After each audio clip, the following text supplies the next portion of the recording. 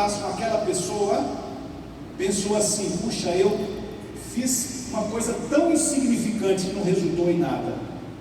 No entanto, uma conversão não acontece assim, de uma hora para outra, em um acontecimento único.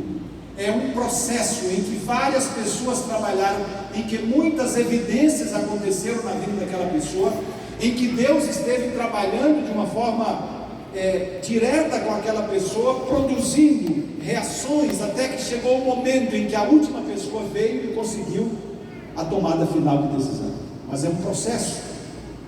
Nesse caso aqui, a gente tem 5 evidências de como que Deus estava trabalhando na vida daquele homem antes daquele milagre acontecer. E a primeira evidência está aí no começo do relato, no verso 1. O momento em que a Bíblia diz assim: por ele o Senhor dera vitórias à Síria.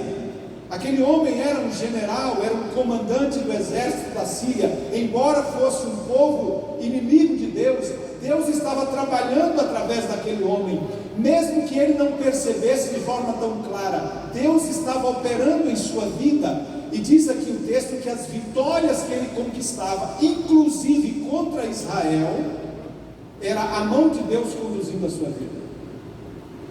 São esses mistérios, que a gente não consegue entender. Deus estava usando um inimigo, um pagão, para punir o seu próprio povo, enfim. Mas a ação de Deus na vida daquele homem, o texto aqui diz, era evidente, e as conquistas dele não eram porque ele era um grande homem sozinho, era porque Deus estava atuando através da sua vida. E aqui diz que ele era um herói de guerra, ele era apreciado pelo seu Senhor, ele era admirado pelos seus patrícios, porque era um homem vitorioso, mas por trás dele estava a mão de Deus.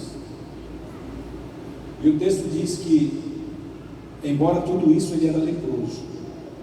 E veja, nesse caso aqui, a própria lepra era também uma forma, ou foi um instrumento de Deus para transformar aquela tragédia em bênção.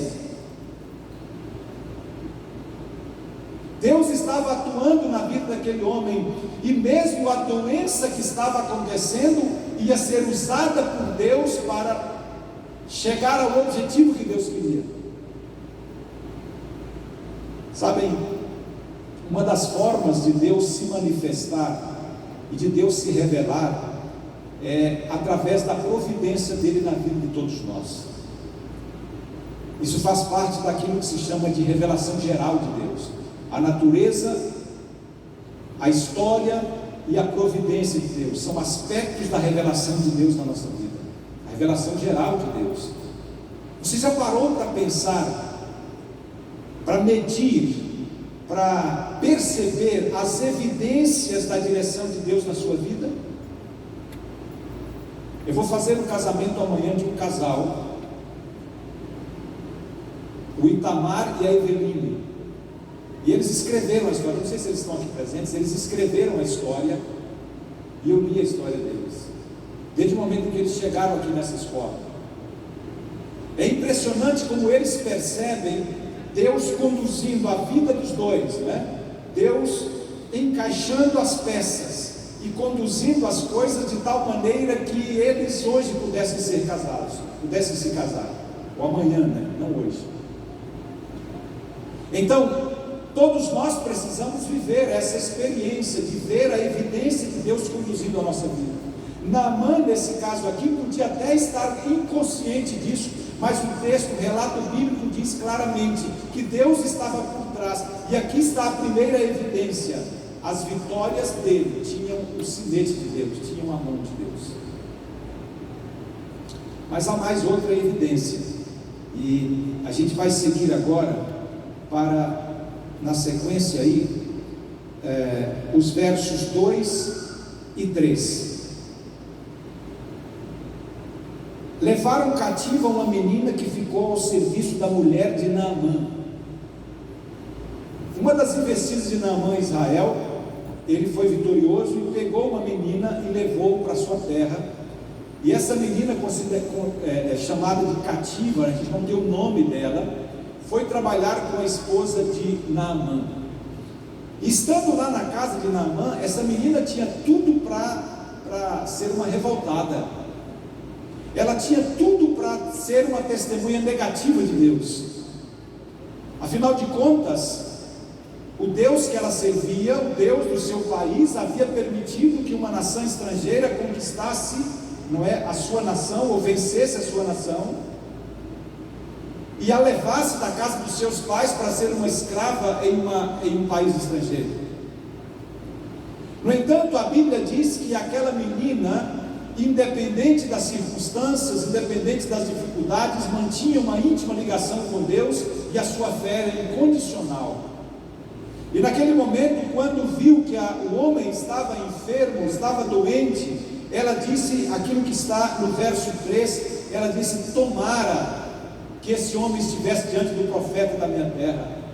Aquele homem de Deus faria um milagre, e ele então seria curado, seria restaurado da sua lepra. Ela tinha em mente o profeta Eliseu, ela sabia das coisas que Eliseu já havia feito, os milagres realizados por Deus através de Eliseu. Então ela expressa a sua fé, e aquela menina estava ali testemunhando de forma muito positiva, porque quando aquele homem ouviu o testemunho da menina, ele acreditou. Se ela fosse uma testemunha negativa, ele não teria crido, mas ele acreditou, e ele então criou toda uma situação para ir lá estar com o profeta, E aí veio aquilo que a gente viu aí na sequência: Ben-Hadad escreve a carta, envia a carta lá para o rei Jorão, e ele vai em direção a Israel, levando os presentes. Eu disse 68 quilos de ouro, em torno de 340 quilos de prata, mais roupas festivais, e foi ali com uma comitiva para encontrar com o profeta, num percurso de quase 200 quilômetros, para estar com o profeta de Deus. Então aqui a gente tem a segunda evidência da direção de Deus. Deus estava conduzindo os acontecimentos. O milagre que Deus realizaria seria o ápice de um processo, e Naamã, embora um homem pagão e com muitas dificuldades, um orgulhoso, como a gente vai ver, mas estava cedendo, e ele estava respondendo positivamente às evidências da direção de Deus. E aí vem na sequência a terceira evidência. Eu vou pedir para vocês, nós não vamos seguir a ordem do texto, vamos pular para o verso 11. A terceira evidência aparece no verso 11. Aqui no verso 11, Naamã expressa ao Deus de Israel, se referindo ao Deus de Israel, ele diz assim, que esperava que ele invocasse o nome do Senhor, seu Deus. Senhor, seu Deus. Mesmo antes do milagre, ele está te chamando aqui o Deus de Israel de Yahvé Elohim. Isso não era comum para uma pessoa que não conhecia o Deus de Israel. Os falsos deuses eram também chamados de Elohim, mas essa junção Yahvé Elohim era típica ali em Israel. Então significa que aquele homem, antes daquele episódio, tinha uma certa relação com Israel, e as evidências mostram que ele era comerciante. Então ele dialogava, ele ia a Israel, e ele estudava a história de Israel, ele estudava a religião de Israel, e tinha certo conhecimento de Deus de Israel. Quem sabe ele tinha curiosidade, para ver os milagres que a história mostrava, milagres relacionados ao Deus de Israel. Então, era mais uma evidência da ação de Deus na vida daquele homem. De alguma forma, ele estava sendo conduzido para estudar a respeito de Deus, para conhecer a história, Ele se relacionou com testemunhas positivas de Deus, embora estivesse no norte do país. Naquela ocasião, nós tínhamos Judá ao sul e Israel ao norte, e ele estava se relacionando com a parte norte, com Israel, onde estava o profeta Eliseu. mas mesmo assim, embora aquele país, aquela parte era mais distante de Deus, havia gente ali que testemunhava positivamente, e com isso ele tinha algum conhecimento do Deus de Israel. Por isso ele chama Yahvé Elohim. As expressões comuns em Israel para se referir a Deus, Yahvé é o nome mais sagrado para Deus em Israel, tanto que eles nem escreviam esse nome, de tão sagrado que eles consideravam, o nome mais sagrado para Deus. E Elohim, uma referência à divindade, ao Deus triuno. Mas agora o texto segue e a gente vai para a quarta evidência da direção de Deus na vida daquele homem. Vamos para o verso 13. Aqui no verso 13, a gente encontra aquele momento quando Naamã decidiu voltar para casa. Ele ficou revoltado porque não havia sido recebido por Eliseu. E então ele decidiu voltar para casa. O texto diz que ele disse assim: olha, eu esperava que esse homem me recebesse, que tivesse um pouco de respeito para comigo. E então ele decide voltar. E veja só, ele ficou enojado por não ter sido recebido com honras reais por Eliseu, e pela mensagem de que ele deveria ir ao Rio Jordão lavar-se 7 vezes para ser curado. Aquilo pareceu para ele um desrespeito. Ele pensou que todo o seu esforço de viajar 190 quilômetros havia sido em vão. Considerando aquilo uma piada, decidiu voltar para o seu país. A atitude dele mostra que ele era um homem orgulhoso e que ele considerava-se superior a Eliseu. Ele considerava também a sua cultura, a cultura do seu país, superior. Ele considerava os rios do seu país, os rios superiores. Ele falou de Abana, de Farfar, os rios de Damasco. Ele olhava para o rio Jordão, era um rio de águas barrentas, e ele pensou: isso é humilhante para mim. E além disso, ele também considerava que ele era superior a Eliseu, superior em termos de etnia e superior em termos também de posição social, porque afinal de contas ele era o comandante de um exército que dominava sobre Israel naquele momento. E ele achou que a recusa de Eliseu em recebê-lo era, portanto, uma falta grave.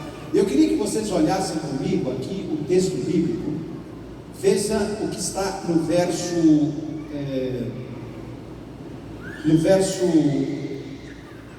11. Veja como ele se expressa aqui no verso 11.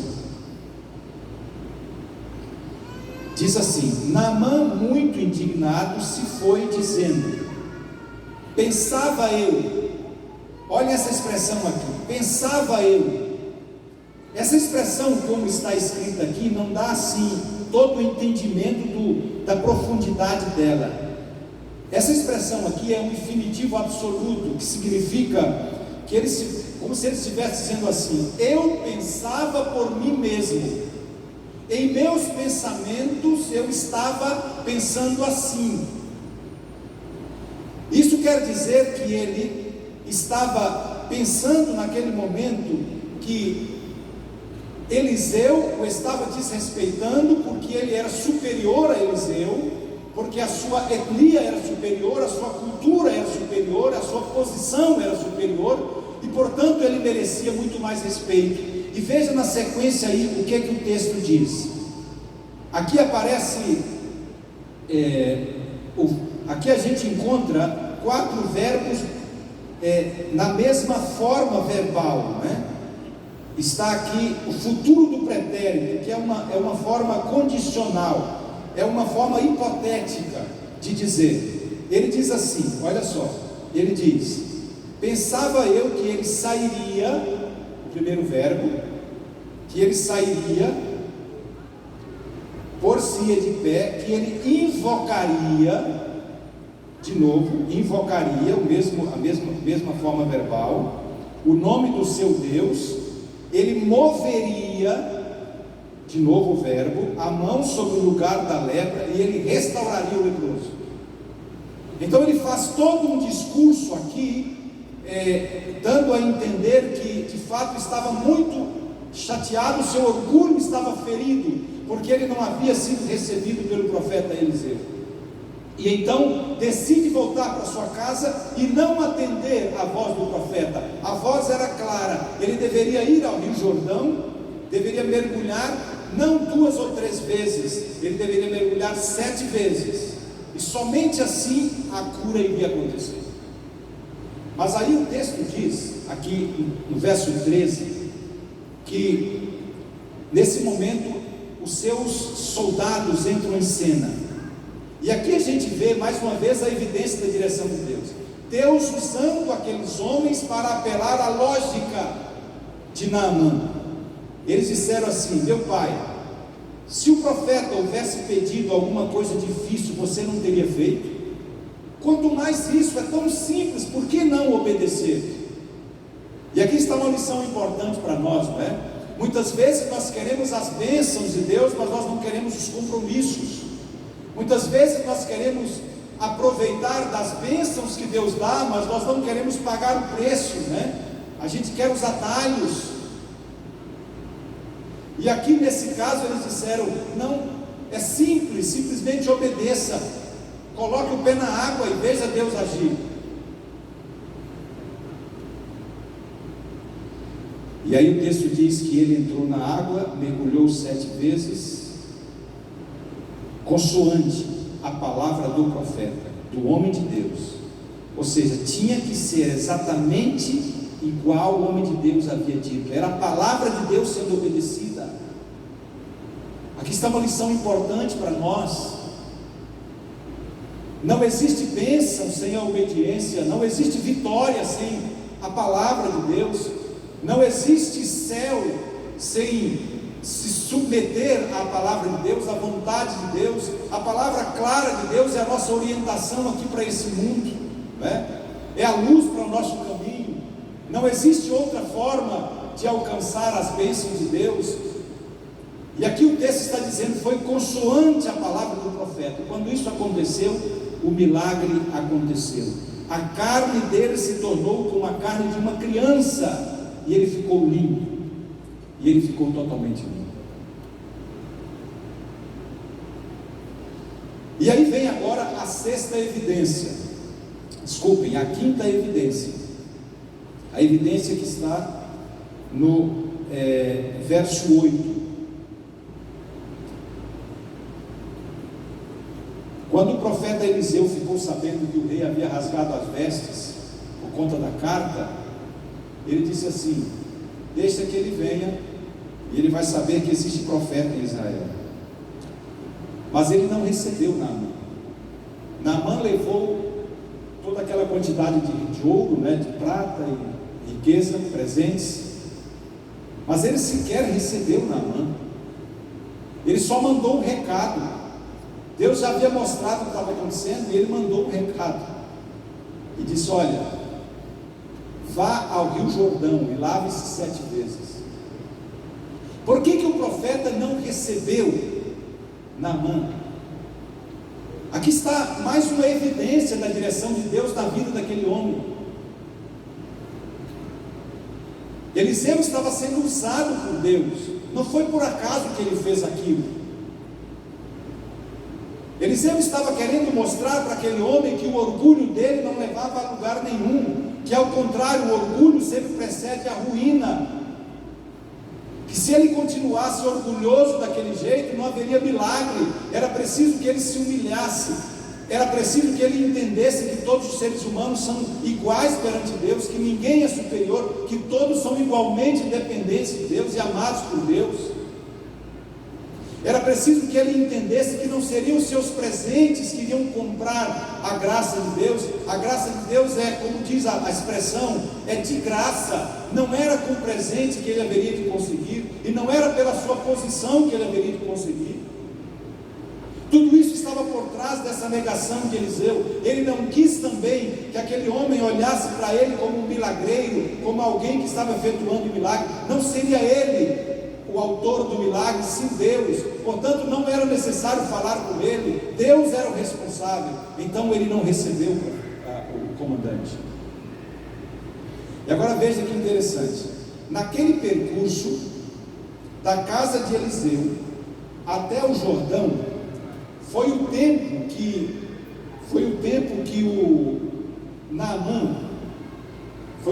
Naamã precisava para fazer uma reflexão. E aí ele foi pensando a respeito do milagre. Se o milagre acontecesse, não seria por Eliseu, porque Eliseu ficou para trás. Se o milagre acontecesse, não seria por causa da sua riqueza, porque ela estava ali com ele. O profeta não havia recebido. Se o milagre acontecesse, não seria também por conta das águas do Rio Jordão, que de repente teriam algum poder milagroso. Não era, porque senão não haveria outro leproso em Israel, todo mundo passaria por ali e seria curado. Então, aquela estratégia estava sendo usada por Deus para mostrar que somente Deus poderia fazer aquele milagre, e para elevar a fé daquele homem ao Deus do céu. Toda a estratégia foi ali montada e dirigida por Deus, para que aquele homem pudesse ter uma experiência pessoal com o Senhor. E então, quando ele entra nas águas e ocorre o milagre, ele não tinha nenhuma dúvida da origem do milagre. E ele também entendeu, naquele momento, que ele deveria depender totalmente de Deus, que não seria nenhuma outra coisa que poderia curá-lo. E ele entendeu que deveria se humilhar. E veja o que acontece daí para frente, gente.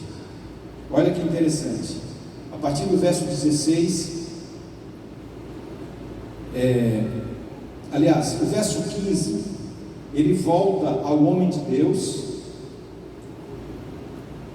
com toda a sua comitiva. E agora veja a primeira frase que está aí dita por ele. Aliás, a primeira frase depois do ponto e vírgula diz aí: veio, verso 15, veio, pôs-se diante dele. Vocês viram anteriormente que ele disse assim: eu imaginava que aquele profeta, aquele homem ia pôr-se diante de mim, ia se levantar diante de mim, numa atitude de reverência. Agora ele é que faz isso, ele é que se levanta diante do profeta. O texto bíblico está dizendo aqui: ele se pôs em pé, ele estava se considerando agora não mais superior, ele havia entendido o seu lugar. E aí ele diz: eis que agora reconheço que em toda a terra não há Deus senão Israel. O milagre aconteceu no ápice de um processo, como eu disse, né? Deus já estava agindo e havia várias evidências, 5 evidências da direção de Deus. Quando o milagre aconteceu, o texto diz aqui que agora foi um divisor de águas. Ele faz uma declaração bonita, uma linda declaração, uma das mais bonitas declarações de um estrangeiro na Bíblia. Eis que agora reconheço. Ele reconheceu, agora ele entendeu que em toda a terra não há Deus senão em Israel. Veja que interessante. Além disso, o texto segue dizendo assim, que por 4 vezes ele se diz servo de Eliseu. Olha que mudança. No verso 15, no final, ele diz: aceite agora um presente do teu servo. Depois, no verso 17, se não queres o presente, peço que ao teu servo seja dado levar uma carga de terra, etc. Depois, no final do verso 16, ele diz: esse teu servo. E no verso 18, o Senhor perdoe ao teu servo. Por 4 vezes ele se dirige agora a Eliseu como um servo. Ele não era mais aquele superior, um homem orgulhoso, né? Um homem que se considerava melhor. Ele era um servo. Ele via que que Eliseu, como homem de Deus, era superior a ele, era o representante de Deus ali na terra, de fato cumpriu aquilo que Eliseu havia dito: mande que ele venha, e ele vai saber que existe profeta em Israel.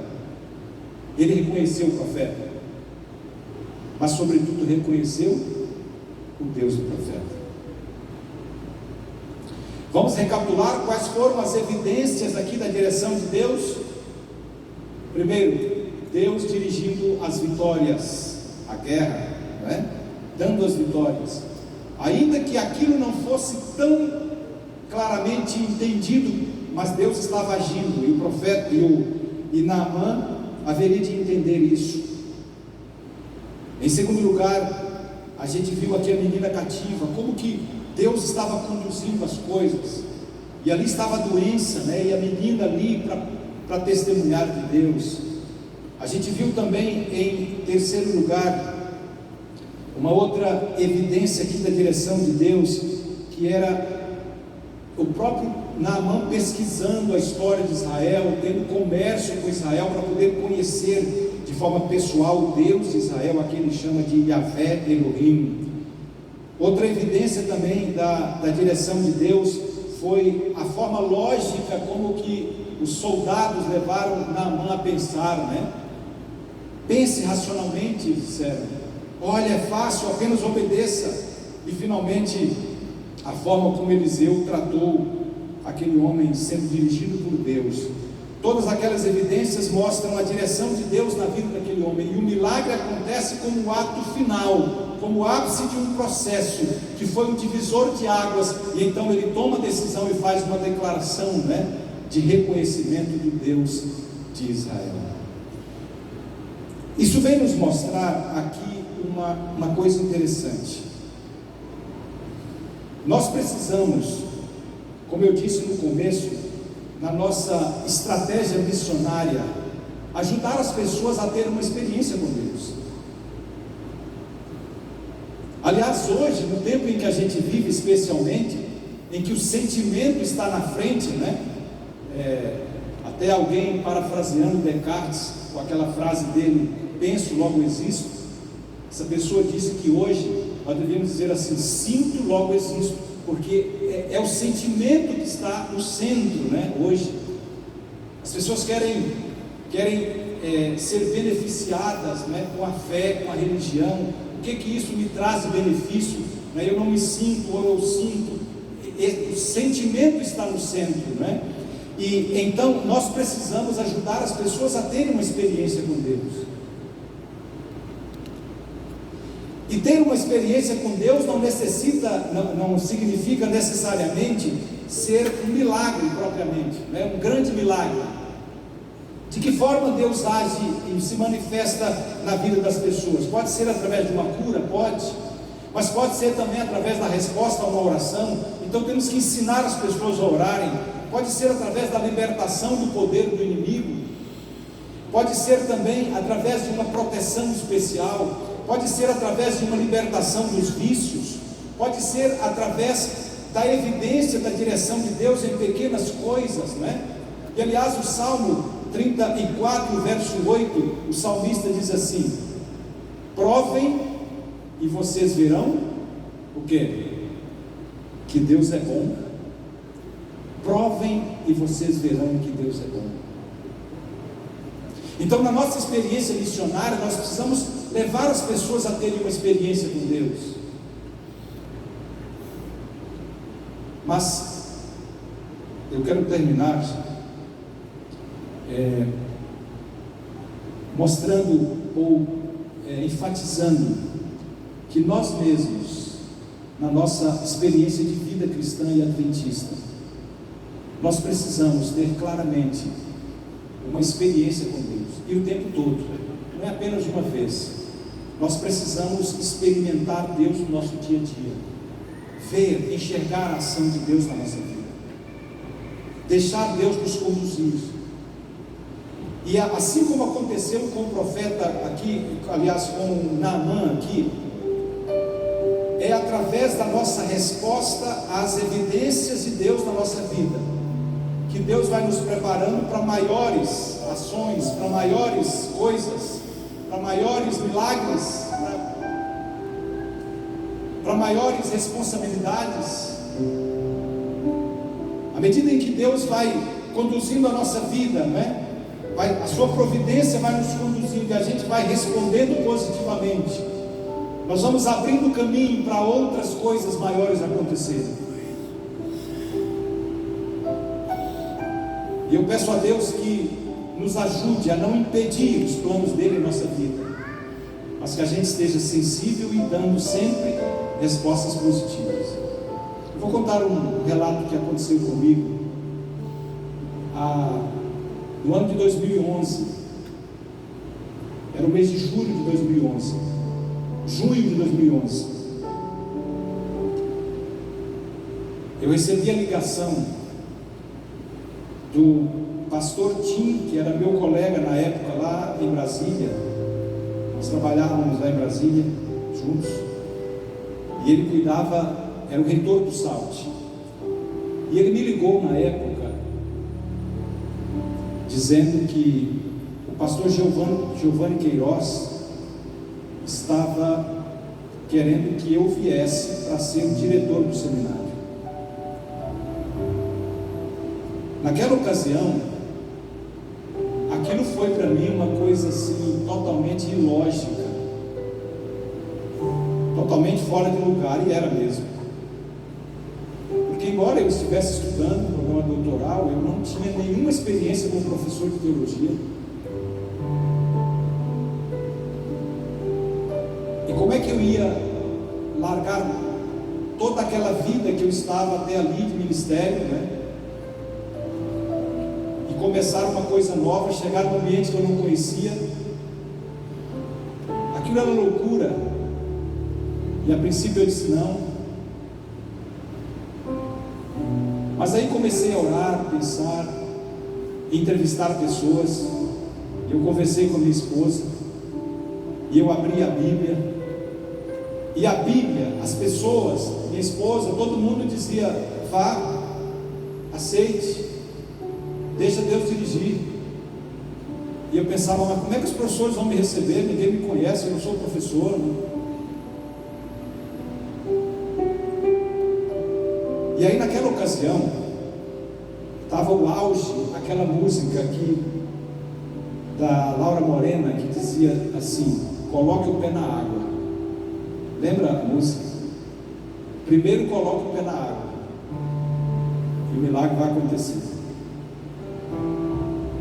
10 dias depois de orar, pensar, então a gente tomou a decisão com a família de vir para cá. Eu não sei o que seria do nosso ministério se a gente não tivesse vindo para cá,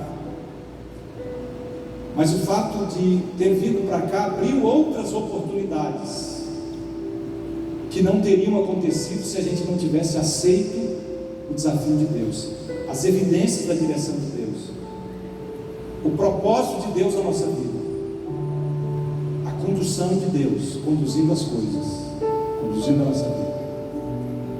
Então, eu quero nesse momento terminar fazendo um convite para vocês.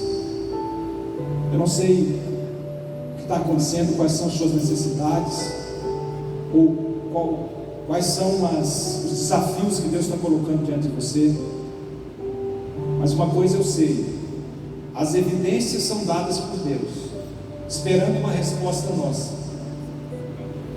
E quando a gente responde positivamente, vai abrindo caminho para outras oportunidades que Deus tem. Então, talvez a gente tenha nesta manhã aqui alguém que está sonhando fazer um curso, ser pastor, ou ser um enfermeiro, ser um dentista, está em dúvida, ou o que Deus está colocando no seu coração. Ou talvez como pai, como mãe, você tem desafios, enfim. Quer se unir comigo nessa hora para a gente fazer uma oração, aceitando o desafio de Deus, aceitando se colocar diante de Deus para que Ele continue dirigindo a vida? Se você quer, vem aqui. A música está tocando, a gente não vai ter uma música aqui especial, mas quero te chamar aqui.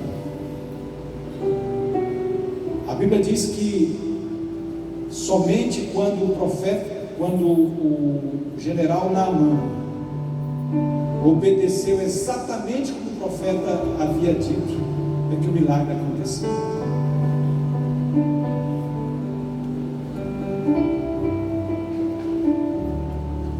Vamos cantar essa música? Vem cá cantar com você e o cantor da outra.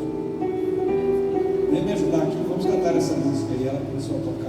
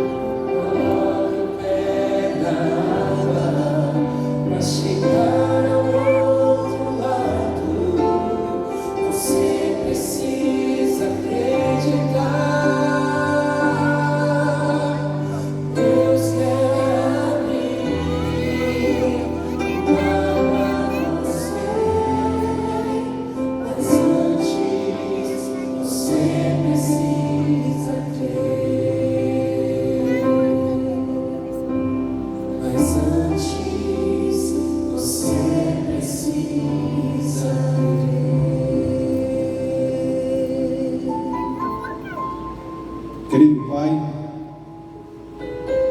nesse momento nós nos levantamos numa atitude de fé, de confiança em Tua direção em nossa vida.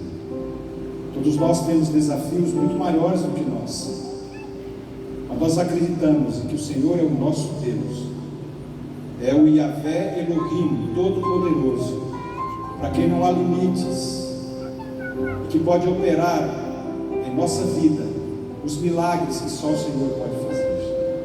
Cada um está aqui trazendo os desafios, os medos, trazendo as necessidades, e queremos colocá-las aos Teus pés. Queremos pedir que, assim como aconteceu lá com Naamã, o Senhor continue dando evidência do Teu amor, da Tua graça, da Tua direção, dos Teus planos para a nossa vida. E que o Senhor nos ajude a sermos sensíveis, a darmos respostas positivas, para que a Tua vontade se cumpra em nossa vida e os Teus milagres ocorram em nós. Entregamos cada um aqui ao Senhor, e também de forma especial o Júnior, mais uma vez.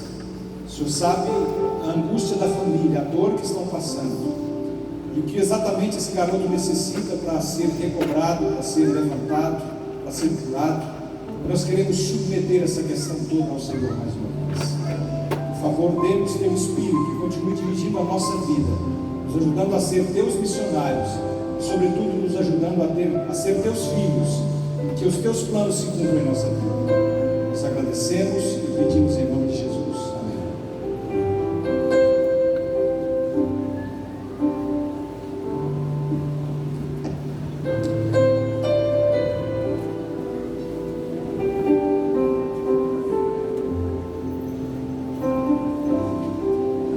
Sábado a todos, que alegria ver na palavra do Senhor, uma mensagem tão oportuna, através do pastor.